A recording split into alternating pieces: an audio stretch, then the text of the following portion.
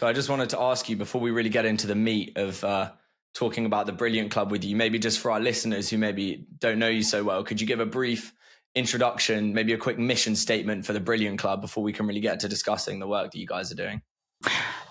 Okay, here we go. The Brilliant Club is a nationwide education access charity, and we work with young people from less advantaged backgrounds to ensure they can progress to highly selective universities, and we want them to really flourish once they get there as well.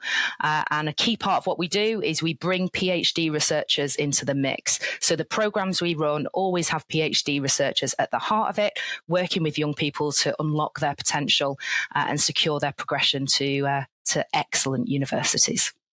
That's a great mission statement. Would you say that it's based in a system of meritocracy? Is that a correct understanding? I mean, the Brilliant Club is the charity of nerds, right? We are really into excellence and people being able to unlock their brilliant thoughts and thinking. And the children we work with, you know, they're kids who are from first generation families. They are students who are from particularly underrepresented backgrounds, in that they are from the bottom 40% of socioeconomic postcodes. And we also make sure that we're working with students who have been on free school meals. So if your version of meritocracy is folks deserve to make the most of themselves and people's potential has to be supported to flourish, then we're absolutely within that realm. But, you know, I will say at the Brilliant Club, I think one of the really refreshing things about us is if a teacher says to us, student doesn't hit that criteria, but we think they'd benefit for X, Y, Z reasons, they can come onto the programme. Because I think a really important part is respecting teachers' like professional judgments about which children need this programme. So we have that degree of flex at the Brilliant Club, which you won't find in many other organisations. Yeah, it makes me think of sort of a key distinction in. So I did a little philosophy of politics module, so it might be something you find interesting. It makes me think of this sort of distinction between two kinds of social mobility. And the one is where there's a barriers related one and there's sort of a ladders related one, if you want to put it like that. So at the moment in the UK, we effectively do have a barrier free, apart from in certain cases, full meritocracy, in the sense that technically somebody from a super disadvantaged background doesn't have anything physically stopping them from, say, applying to one of the best unis, but they also don't have that which is required to get them there. So the right sustenance growing up, the right educational environment, the right family thing. And then the ladders related one is to get everybody up to the same level and with the same background and with the same help, being socially mobile and being able to show their true potential. So I think a pretty powerful mission statement of the Brilliant Club is trying to get the ladders to sort of equalize the playing field maybe a little bit. Yeah, absolutely. I mean, I think social mobility in the UK is a game of snakes and ladders, right? The rules of the game are not hugely clear to young people nowadays. And like, you know, let's be really honest, social mobility in the UK, it's not in a fantastic place right now. Increasingly, where you're born is where you die. And that doesn't seem right to me. And, you know, I think you're right about the barriers piece. It's about that structural inequality, isn't it? It's the structural inequality that, you know, when I think about it, it feels so big and is in so many different spheres of children's lives. But it's something that it's worth fighting for everyone in British society, because if we look at the work of, for example, Raj Shetty in Harvard, you know, he's proven using tax records that if you got social mobility right in the US, you would quadruple productivity. He asks us to think about all of the lost Einsteins, all of the innovations and ideas we've missed out on because people from particularly low-income backgrounds don't get to make their ideas a reality. So I think for me, social mobility is a common good. And so rather than seeing it as like we're helping children who've not had the easiest start in life, I'm like, how do we build a better society for all of us? And allowing people to flourish has got to be a part of that. And, you know, that's my own story as well. You know, it was a program like the Brilliant Club that opened up the world of education to me from, you know, growing up in a pit village, looking after my mum, going to a school where only 11% of kids got 5 good GCSEs. It was a program just like the Brilliant Club that made the difference. Wow. I mean, I saw in one of your lectures that I think only 2 people in your whole school actually went to university.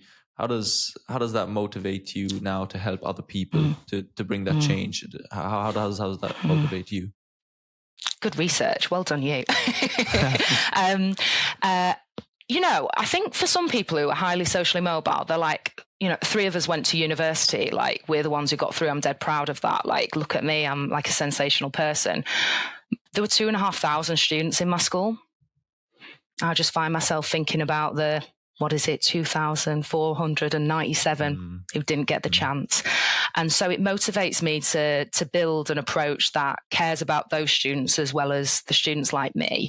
I think there are some people who make it through in terms of social mobility, and like, I did it, you should have to do it as well. Show us, what you're made of. Whereas for me, I'm like, it shouldn't be as hard as it was for me. Let's make it better for the generations to follow. So I guess what I'm describing is, rather than a social mobility that is like highly individualistic, I'm describing a social mobility that helps everyone around you. And I know that my own journey to university has allowed me to unlock all sorts of benefits for my family and my community around me. And I just want to share that with more people, ultimately. And I guess the final thing I'll just say, Lucas, as well, is, like, I think one of the things we don't talk about a lot is anger. And certainly when I was younger, I was really angry about what I'd experienced. And I can remember, particularly after my interview at Oxford, a lovely fellow candidate said to me, I don't mind which one of us gets a place at this college because we've both worked equally as hard for our A-levels. And I thought, you're very sweet, but I don't have a teacher in 2 of my A-levels, so that can't be the case. And I think for me, that was the sort of realizing just how the odds are stacked for some people versus others. And so always been determined to sort of work with that sense of anger. And now my anger is a very cold anger. We talk about hot anger and cold anger in community organising, which is one of the methods I use at the Brilliant Club. But it's a very sort of cold anger now, which is, I've grown up. I'm 37 now. I'm aging out of my social mobility story. But working with anger, I think, is really important when you're trying to tackle injustice, a bit like some of the injustices I've described already in education, but also in terms of places. Yeah, the problem is that the Brilliant Club, as amazing as the work is, it shouldn't exist, right? It's readdressing balances which are pre-existent. And there's so many factors involved in that, right? Geographical factors and government and state. So I was wondering, what suggestions would you make to a government now to sort of readdress those balances and work the right way around, if that makes sense? Yeah, absolutely. So if I was the incoming government, whoever that might be, I would be thinking about investing in early years and supporting families in particular. I would also be working overtime to close the disadvantage gaps that we've seen open back up since COVID and are increasingly yawning. I would also ensure that I had a policy. Now, there's a big focus on vocational education at the moment, which is all well and good because vocational education in the UK has been too weak for too long.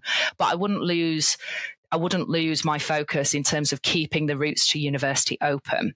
And I say that because, 51% of students in London go to university versus 31% up in the Northeast. And like that 20% difference is really, really quite stark.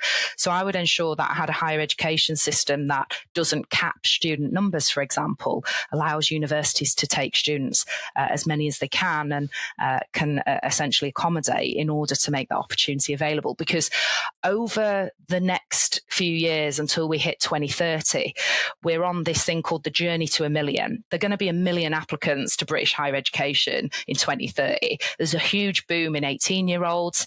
And here's the thing. Young people in the UK, they want to go to university. And their families want them to go as well. And so I think it's a really important part of the political settlement of any future government that if your child wants to go to university, there's a place for them and it's available.